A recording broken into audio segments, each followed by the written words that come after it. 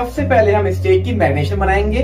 3 से 4 tablespoon oil, worcestershire sauce 3 tablespoon, लहसुन powder इस्तेमाल करेंगे, मिक्स हर्ब्स जिसमें रोजमेरी, थाइम और ऑरिगेनो शामिल है, मस्टर्ड पेस्ट इस्तेमाल करेंगे, कुटी हुई काली मिर्च, नमक हस्बे जायका। मैरिनेशन को अच्छी तरह से हम मिक्स करेंगे। बीफ स्टैंडर्ड लाइन लिया है, आप चाहें तो इसको मार्केट से बनवा सकते हैं। हम तकरीबन 1 घंटे के लिए इसको फ्रिज में रखेंगे।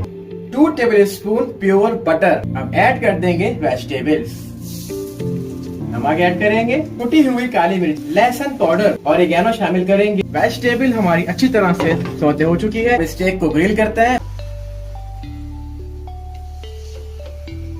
इसका गोल्डन कलर आ रहा है। हमारा स्टेक दोनों साइड से फुल डन हो चुका है।